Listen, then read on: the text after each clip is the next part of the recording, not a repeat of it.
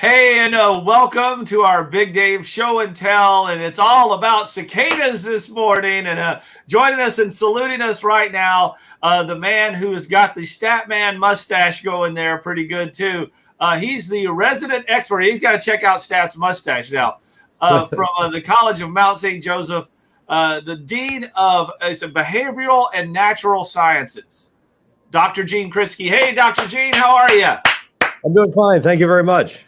Well, we wanted to get you on here because everybody's like, where's the cicadas? Where's the cicadas? And, you keep hearing people say, well, they're going to start coming out in full force. And I just wanted to get off the bat here. First of all, thank you for joining us. But is the cold snap that we've had recently kind of made them they were accelerating and then they slowed down and said, wait a minute, we were down around freezing for some mornings there. Did that have something to do with it?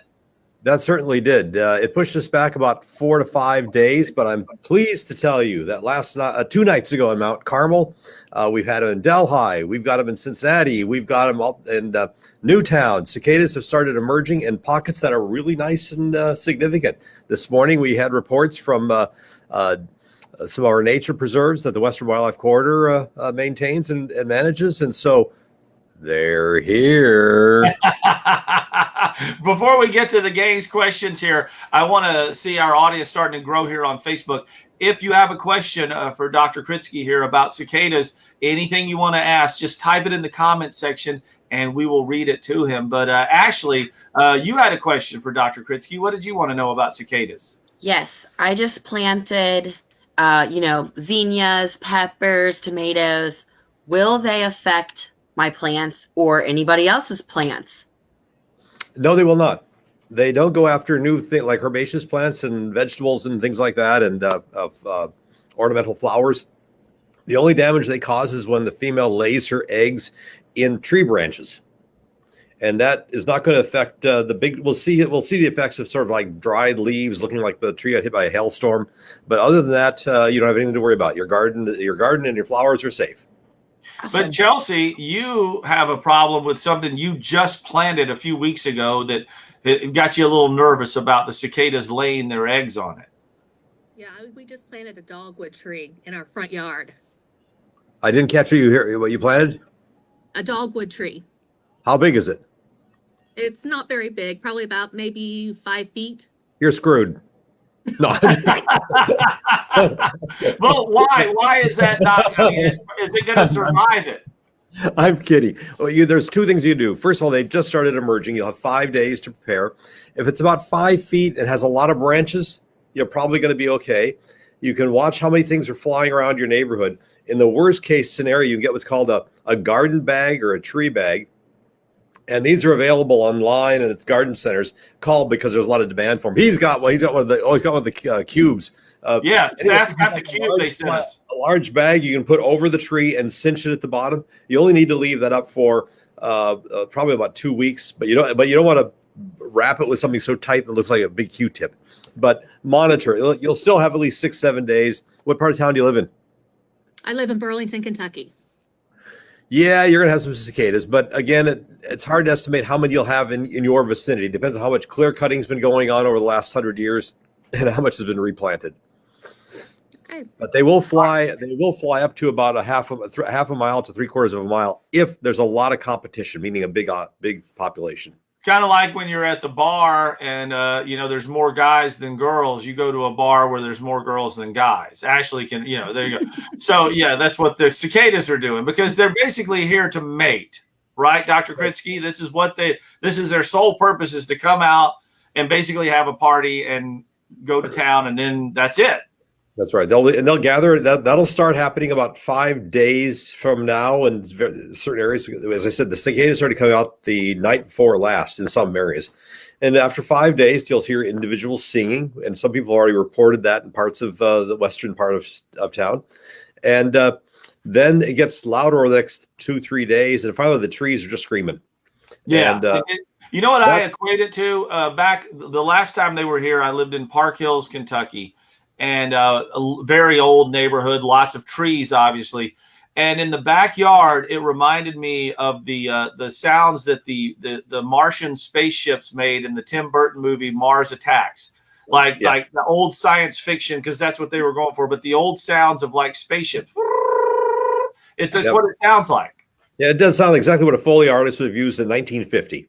Yeah. One of the science fiction movies. You know, the one where there's a good-looking scientist? There he is with a nice trim, on point. Don't forget, if you're watching, I know a lot of Mount St. Joe alums are watching because they're saying so. Maddie, Narcy, Amanda, all you guys, make sure you get in a question if you have something about cicadas, and we'll read it to Dr. Kritsky here in a second. But Statman, you've got the cicada buffer here, and what about it? What's your question for the doctor here? Well, first, will this work? Is this a good idea? Well, if you're that first of all, they're not going to sting, they're not going to bite, they're not going to hurt you, they won't carry away small children. So it's a little overkill, but you're going to be certainly safe not only from cicadas but human beings as well. All right. And the question I really want to get to is, what's the best way to prepare them? And are you to take the wings off before cooking them, or how do you eat them? Well, I haven't eaten them since '87 because, well, let's face it, these guys got me tenure. Yeah, I got you.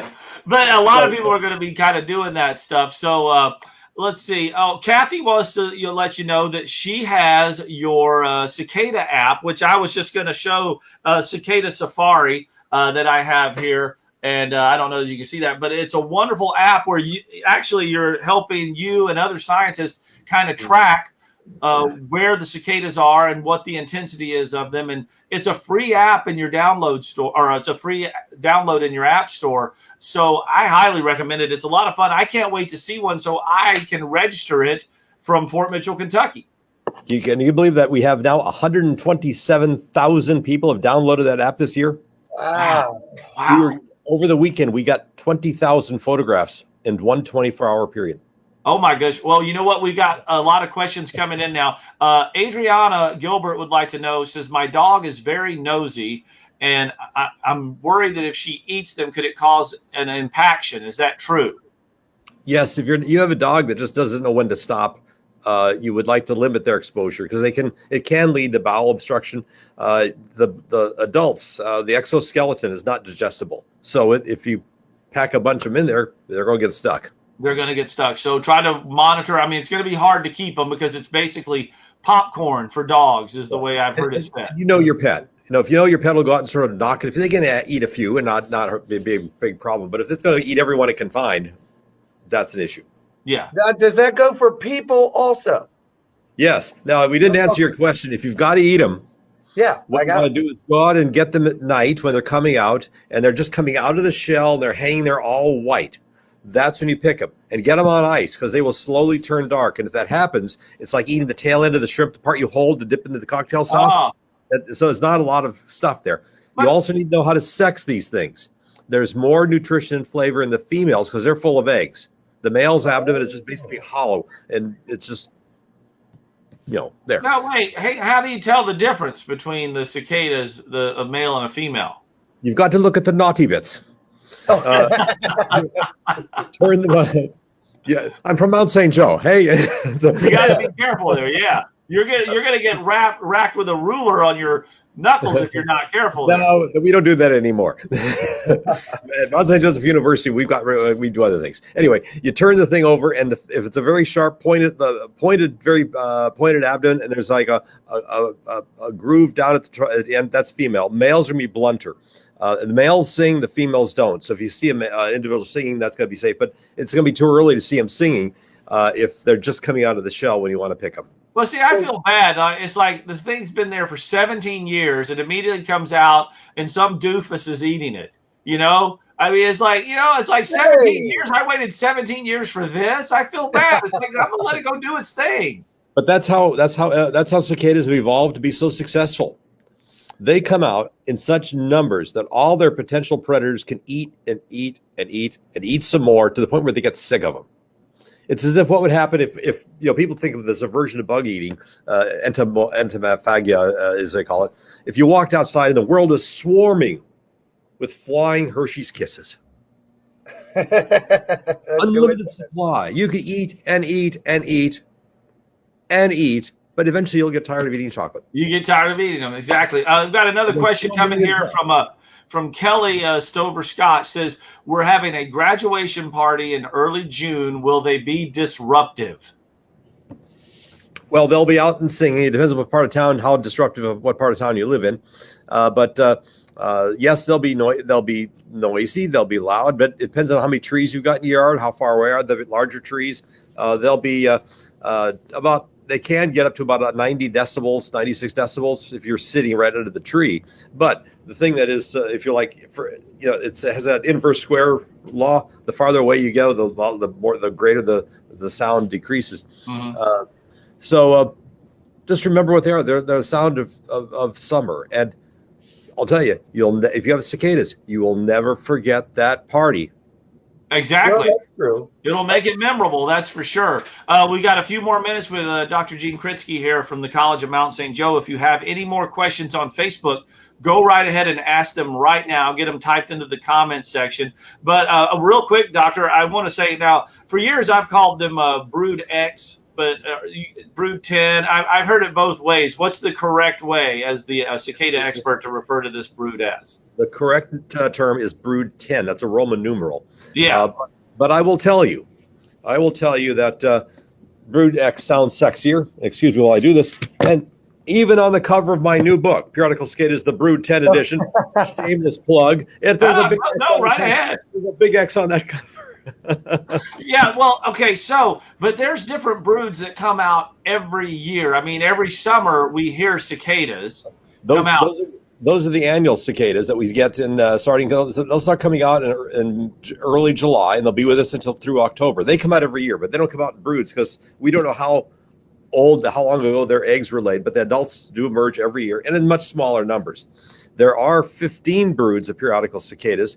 12, 17-year broods, and 3 13-year cicada broods.